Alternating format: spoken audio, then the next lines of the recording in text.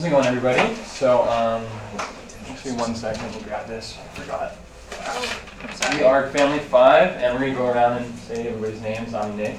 I'm Lori. I'm Addison. I'm Diego. I'm Nat. And our case study was something a little bit different than what we've seen earlier. It's not like a policy issue or something that was like regarding like an issue in public, but it's more so like a situation that we were kind of thrown into.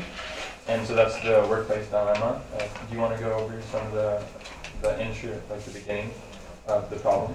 So for us, we are in the perspective of a person who is working at Starbucks because one of his close friends got him the job. And basically, we agreed to be in this position for 6 months, but then another opportunity came up for a better job with better pay. And the person is just in a dilemma if they want to leave or if they want to stay. And if they should leave and can leave, because there are also legal issues of like the contract and stuff like that. So for our analysis and what we're going to start talking about is we're going to comment on the details about this dilemma. So pretty much we've been employed for several months. That's something that is important to know. And one of our closest friends, Joe, works at a Starbucks. And so throughout this whole entire dilemma workplace thing, there's a lot of really particular diction thrown out there. And so things like unemployed for several months, closest friend Joe, they're all scattered along here to kind of add emphasis to the story and the dilemma. And so how it goes is our best friend goes out of his way to write the store manager, district manager, and a shift supervisor formal letters to try to get your recommendation. The store is not needing of a position, so they're creating a position for us.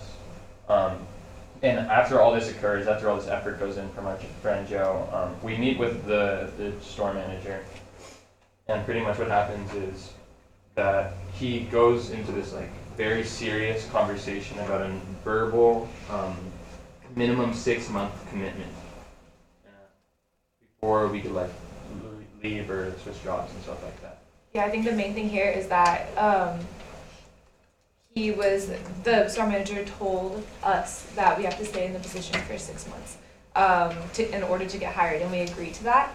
And then only halfway into working at Starbucks, we got offered a better job that has hours that fit our school schedule, that gives us a salary of $30,000 guaranteed per year, benefits. So it's pretty much just a better position in general for us. I think would be, and it's with HP. So I mean, it's a career move basically.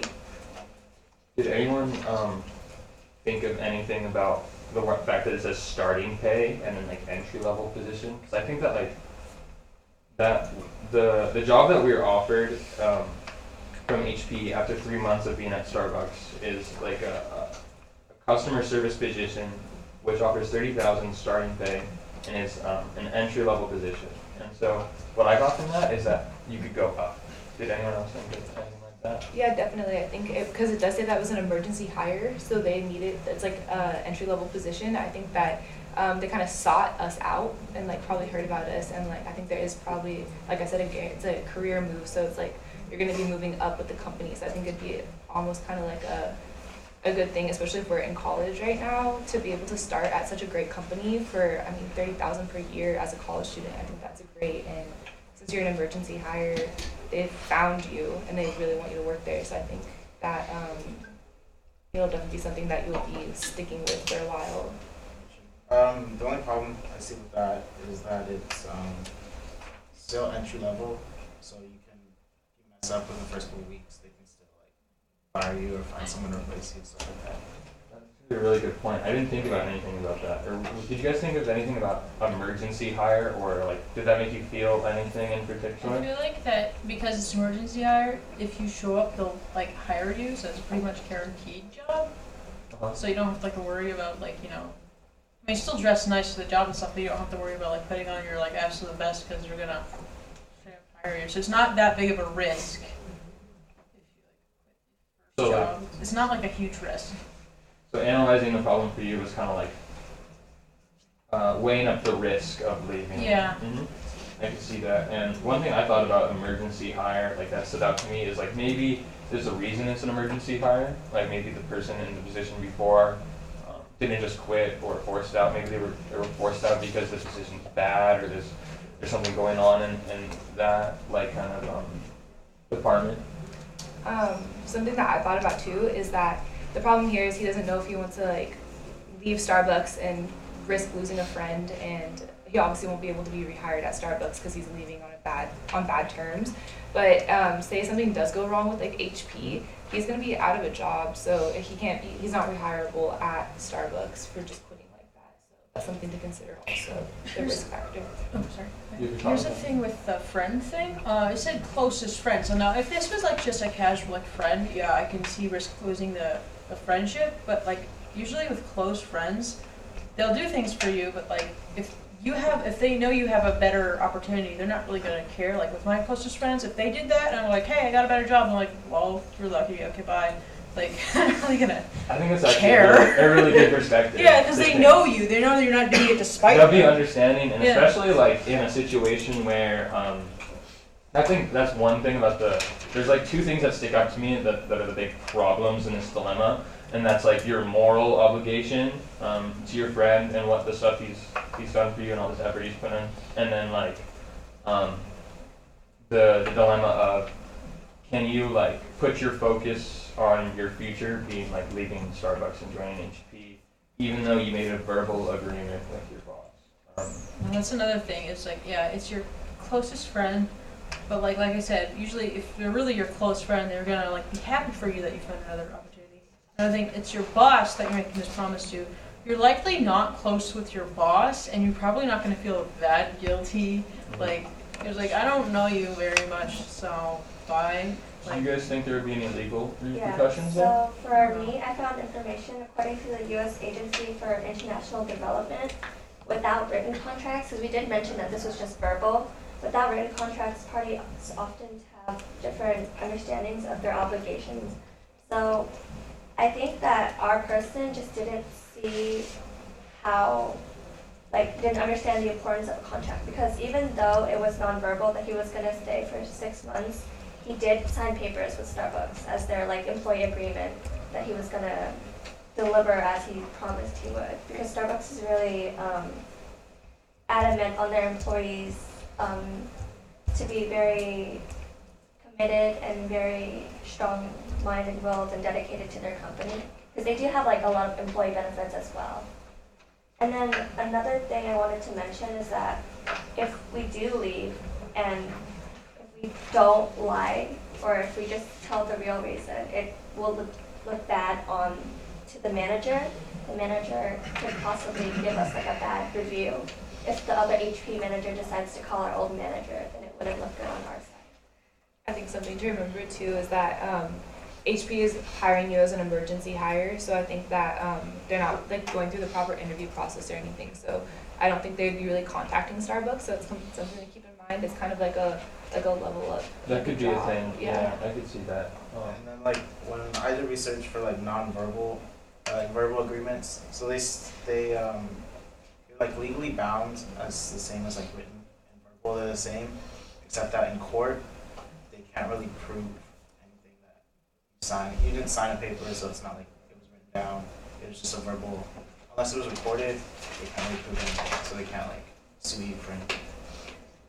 So like when doing analysis of this problem, it was kind of hard to look up like legit like sources and stuff like that, because it's really just a people problem or a people issue. But that is one thing I did find. It's how like verbal contracts in California are legally binding. However, in court, it's hard to enforce exactly what each party says, and so that's why I visited all these different sites of like lawyer groups, some from Los Angeles, some from San Diego, like maybe 3 or 4 different websites, and they all have these little paragraphs on the legal obligation you have to fulfilling a verbal contract. And technically you could be punished by like Starbucks suing you, but at the same time it's not like a guarantee in court. So it's probably Starbucks knows that and they wouldn't commit to the match. Yeah, I have another comment on that. Well, like, remember originally they said like they already have enough employees and they basically created this job for you, so really they don't need you. Not only that, but they already have thousands of employees. So like, even if it was a written contract, are they really gonna want to go through all of that trouble just for one employee they don't even need? So like, when I went this into kinda seems- brainstorming, I definitely noticed that. Like, I'm glad you mentioned that. Like, the beginning they said, Joe was going to try to do whatever he could do to get us a job at Starbucks, but they weren't in need of an additional employee. And so when I was thinking about leaving, I took that in mind as well. Like, if they didn't need us at the beginning, maybe fast forward these 3 months, they still don't necessarily need us. I'm not gonna go on a witch hunt for you or whatever. They're just gonna be like, oh, that sucks. Okay, bye. Like, I think that leads us into brainstorming really well, and we're at 10 minutes and 38 seconds now. Yeah, go for it. So, anyone, you guys want to just go around in a circle and think about some ideas, what you have? Can I start off? Yeah, go for it. Alright, so my first idea for brainstorming was that possibly, if you wanted to, you could work both jobs for 3 more months. I mean, you're already halfway through the 6-month period. HP is only hiring you for 25 hours per week. I mean, if you want to like work your 40 hours, so it'd be like you could still possibly juggle both jobs, make some extra money. You are a college student, and just kind of keep the commitment. It makes everyone happy. So both jobs, both full time? No, Or not both HP's full time, but both for the 20 hours that they want you. Yeah. Okay, that makes sense. So And, try to fulfill both commitments. And I also thought you could also quit Starbucks right away. Your livelihood's at stake. It's kind of like doing what's best for you, and it's also a good career move. Okay, so then quitting Starbucks with your future in mind. Yeah, quitting Starbucks with future in mind. Okay.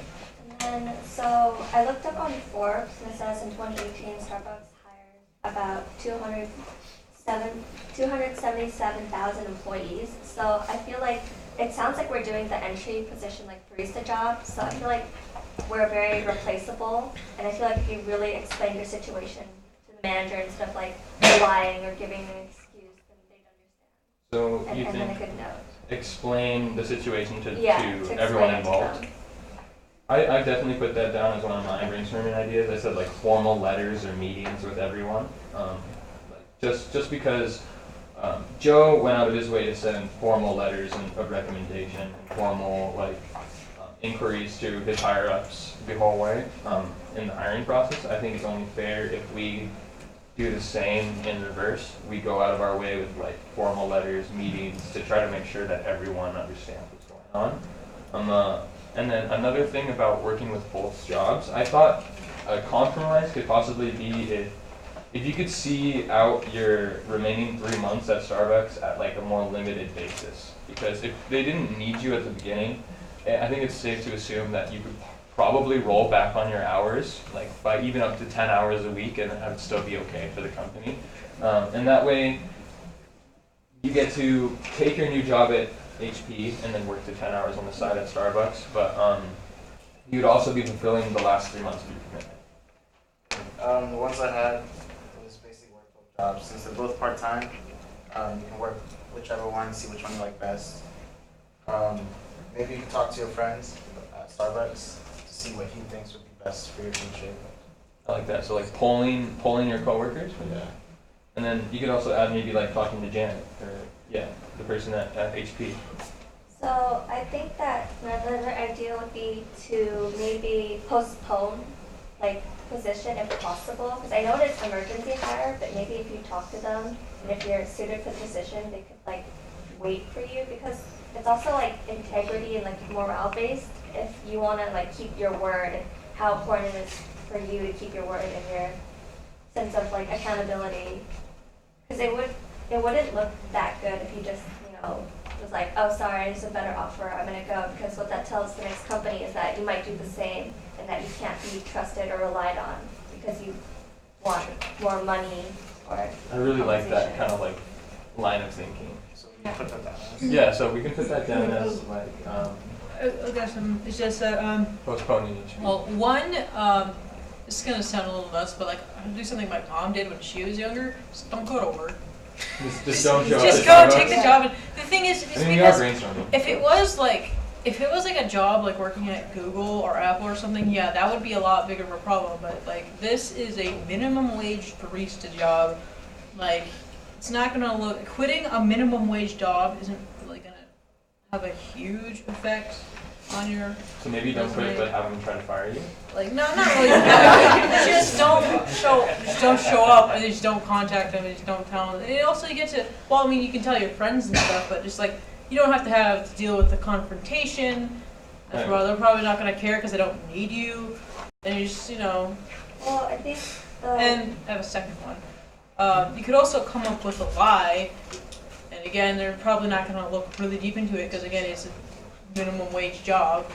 It's not like you're not working for a big company, but you're going to be hired by a big company. Now that's a big deal, and it's kind of like worth it more to take really small risks of your boss at Starbucks getting sort of pissed off at you. It's like that's worth getting a career starting job. So really. So looking back at our list now, The worst thing is that you feel kind of guilty, honestly. we're at 16 minutes now, so let's move into consensus. Let's look at our list and think about some stuff we can either add together and change. Well, I think we can add working both jobs and cutting back hours. I think, yeah, like that's definitely one of the better compromises, I think, because that way you get to start at like a new career, like that's being HP, and then you also get to finish out your 3 months. And if you got to cut down on hours, I definitely don't think it would be that bad at all. I think it's very possible to juggle both jobs, and you can keep your friend and keep it happy and remain integrity. I think that's a great option to combine both. Then I think just also communicating with both sides, like HP and your boss. Like you don't have to necessarily like lie or, You don't have to hide it. Yeah, you don't have to hide it from them. If you just talk to them, I feel like they would both understand. Something I want to add is just that you don't have to like straight up come up with a crappy lie. You could just like, not even like just give them like half the truth, but just saying, oh, I just can't work here anymore for an important reason. You gotta say what the reason is, and you also don't have to lie to everyone. You could tell every employee except for the boss the truth if you want. Chances are, unless the employee is like really close with the boss, which they probably aren't, they're probably not gonna care. Like I was working with a minimum wage job before, and I had to quit because of school. I was like telling everyone, and they're like, oh, okay, and no one cared. Really, Yeah. so it's likely, especially in food service or something, everyone's like, good for you. You can get to move up, yeah. Yeah, I see it. it's really not that huge of a deal. But I still think that definitely maybe combining working both jobs, cutting back on hours, and then explaining the situation formally with your bosses and your coworkers would be the most either appropriate thing, but also just like the most conscious thing of like the people around you. I definitely agree with that. You think that? Matt, how do you feel about that? I mean, it could be a way to do it, but like, that is a way, but like, if you're like, if What do you you think? already don't have enough time in your schedule, and also if you have like lots of problems with confrontation, just maybe go more of the lazier route. But if you're like really dedicated to working, then maybe that route's good. What do you I don't know. What do you think could be changed about the what we have on the left that can make it better? Like the hours thing is like, yeah, you can cut back hours, but you gotta remember you're a college student, and I guess it's really specific on what kind of college student you are. But like that could really like burn you out. That could really affect you mentally and physically. That could be even worse for you, even in like only 3 months. That could like, yeah, it could like affect both your jobs. So maybe And we'll go like heavily cut back hours. Yeah, like to really 2 try to hours, bring yeah. them up, and I think it's a decent solution at that. Heavily cut back hours, work with both jobs, and talk to your friends out. You okay with that? I can live with that. Is that okay? Yeah, I guess, yeah, if they allow you, yeah. That's it.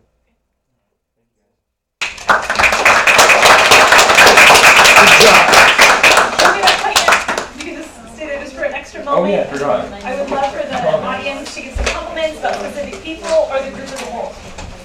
What are your thoughts?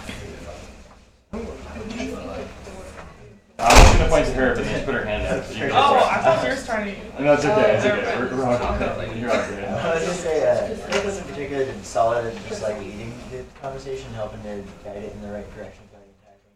I guess the whole you all did well, but like you stood out really well in that. Yeah, I was gonna say what Brandon said. I think you led the team in a good way, and I think you guys all followed in a good flow. I think the way you guys reached consensus was very thoughtful and hearing each other out. I thought you all brought like a lot of good ideas and looked at the situation from different perspectives and aspects. aspects that I definitely did not think of when this case study was introduced. I think Nick did a really good job because you guys almost came to a consensus, and then had like one person like kind of challenge that consensus, and I think you did a really good job trying to implement her thoughts into what you guys already had because you guys were already really close to a consensus. So good job. I think you guys spent a really good time analyzing, like really digging deep into like the root of the issue, and you guys had a lot of diverse ideas, which was awesome. You made it work. I thought this was a good example of spending more time in analysis. I felt like you dissected that part pretty well. So that was really neat to see all the different perspectives and all the different approaches and what's valuable and different levels of value. So I thought that was a really, really good job. Something that I also want to compliment on Nick as well. I think that you did a really good job, especially after you found your rhythm, how you really tried to incorporate other people's ideas, and you tried to really listen to perspectives, and you also tried to clarify a lot. And I think that was really good. And I think we all took moments in the discussion where we did that. That was really helpful to see. Something that I would love to see more is maybe a little bit more acknowledgement. There were moments when I felt that people were being acknowledged, but I'd love to see acknowledgement from everyone. So sometimes someone would say, have a really good idea, and then it was like, okay, and here's my idea. Yeah. Which is so, it's so easy to do that. So like, it's so easy. So I would just say for next time, you know, just relax this a little bit more. I could tell you guys were maybe a little bit nervous. And so I think with that, we can acknowledge more actively and take other people's ideas and combine them with our own. And again, that happened. I would just like to see more of it. Hey, good job, you guys. This was a really fun session.